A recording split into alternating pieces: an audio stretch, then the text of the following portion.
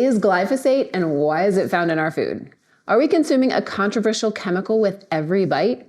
Join me to dive into the debate over glyphosate in our food supply and how it may impact our health.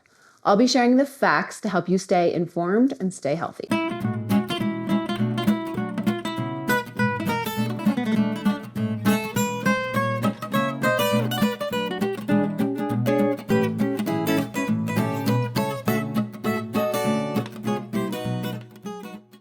Hi Thrivers, and welcome back to the channel. Today's video topic is glyphosate, and this was a request from a viewer. Shout out to Kim.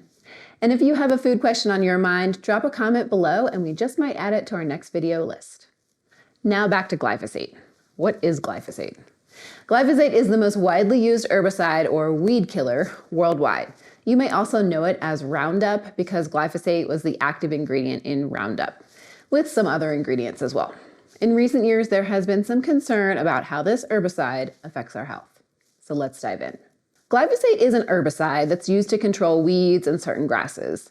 In the United States, we started using glyphosate in 1974, but the big explosion of glyphosate on crops happened in 1990 after Monsanto created glyphosate-immune crops. This meant that farmers could just spray glyphosate directly on the crops and the crops would not be affected. Then, because this worked so well, its use was rapidly increased and basically spread all over the country and worldwide. Glyphosate is used in everything from big commercial farms for wheat and grains, vegetable crops and fruit orchards, to highways, railroads, urban areas, and households. It is seemingly everywhere. A U.S. health study showed that around 80% of U.S. adults and children had glyphosate in their urine. 80%. So why does this matter? Over recent years, there has been an increase in concern about how glyphosate impacts human health and its possible links to cancer and other health issues. The link in incidence between glyphosate and cancer has many people concerned, and rightfully so. A 2019 meta-analysis concluded that there is a compelling link between exposures to glyphosate-based herbicides and non-Hodgkin's lymphoma. The really important thing to note here is that the link was made for people who had high exposures to glyphosate, such as those who work in agriculture or farming. Now, the International Agency for Research on Cancer has identified glyphosate as a probable human carcinogen or cancer-causing agent. However, the United States EPA, the Environmental Protection Agency, evaluated glyphosate and in 2016 concluded that it was not likely to be carcinogenic to humans at doses relevant to human health risk assessments. Yet they did state that more data was needed to determine the association between glyphosate exposure and non-Hodgkin's lymphoma. So how did these two reputable agencies come up with vastly different positions? The more I dug into this research, the muddier it became. To keep this very simple, the EPA's evaluation focused on general population's dietary exposures, while the IARC's assessment included those dietary exposures as well as occupational and elevated exposure scenarios. Now, a toxicologist from the University of California who helped in one of these reviews on glyphosate stated that if glyphosate causes cancer, it's a pretty weak carcinogen, which means that you're going to need pretty high doses in order to cause it. This brings us to the lawsuits against the producer of glyphosate, which was Monsanto and now is Bayer. These lawsuits include people who had high exposure to glyphosate over numerous years and then were diagnosed with non-Hodgkin's lymphoma. So, after all those lawsuits, the public questioned the EPA, and then the EPA released the interim registration review decision, where they said they continue to find that there are no risks to public health when glyphosate is used in accordance with its current label. Now, other health issues with possible ties to glyphosate raise concern as well, including alterations in the human nervous system, liver and kidney problems, lower fetal birth weight, and increased oxidative stress. Now, let's bring this back to food. The thing about glyphosate is that it is seemingly everywhere. In 2018, the Environmental Working Group conducted a study that found glyphosate in oats, granola, breakfast cereals, all at levels above their own health benchmark of 160 parts per billion. Now, for children, they calculated that a 1 in a million cancer risk would be posed by ingesting just 0.01 milligrams of glyphosate per day. Since then, more studies have found glyphosate in wheat-based products, beers and wines, beans and grains, spinach, apples, and cereals. It's everywhere. Let's put this into a perspective we can visualize. If you ate just one serving of Cheerios, this puts you over the EWG's limit for daily glyphosate.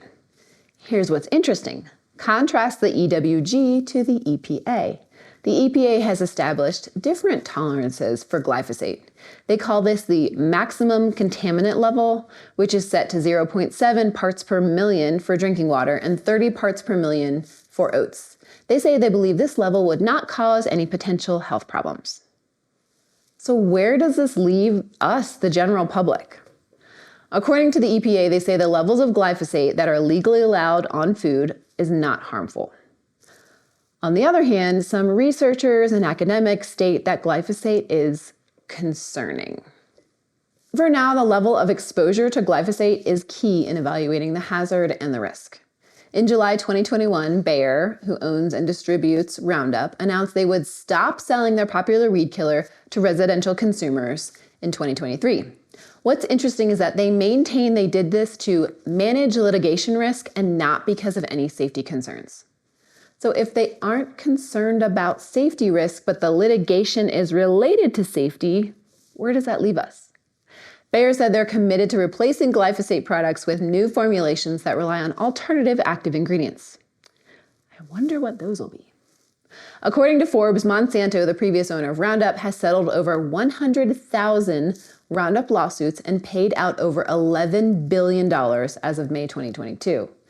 More recently, in January 2024, a Philadelphia jury awarded $2 billion to the plaintiff who was diagnosed with non-Hodgkin's lymphoma after using Roundup for 2 decades. Now for some better news. There is a group working to produce independent scientific evidence on glyphosate. The Ramazzini Institute in Italy launched a large, comprehensive study on glyphosate and states they will not accept any funding from any industry that produces glyphosate, herbicides, or the organic farming or food industry. This is great news so that we hopefully have some unbiased results. So what can we do? There was an interesting study done to see how eating organic could potentially reduce the amount of glyphosate in the human body. The researchers studied a diverse group of families from different areas of the US, all with 2 or 3 children. For the first 5 days, the families ate their regular, conventionally grown foods. In the second part, the families were provided all organic foods, including everything from organic sports drinks to wine.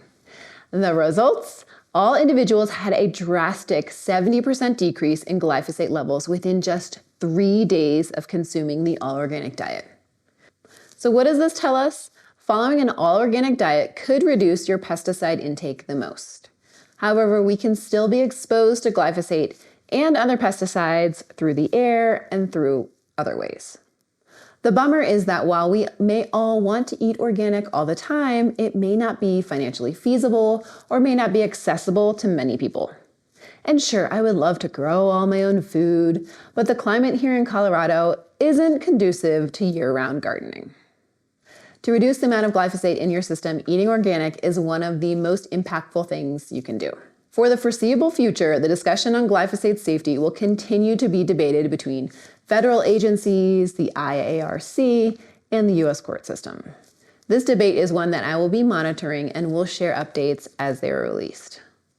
So what's the bottom line? Glyphosate is an environmental toxin that's virtually impossible to avoid. It is in our foods. One group says the levels are safe, another says that for many foods, the levels are not. In short, there is a great need for more scientific data. If you are concerned and if you can financially afford it, going all organic is great. But if not, keep eating your fruits and veggies, beans, legumes, nuts, and seeds. The antioxidants, vitamins, and minerals provided in these foods are beneficial to our body in numerous ways. And rinsing produce can help reduce pesticide residue and not just glyphosate. For the foreseeable future, the discussion on glyphosate safety will continue to be debated between federal agencies and the IARC. This debate is one I will be monitoring and will share updates as they're released. As always, thank you so much for watching. I hope this overview on glyphosate was informative. Clearly, the story of glyphosate is far from over.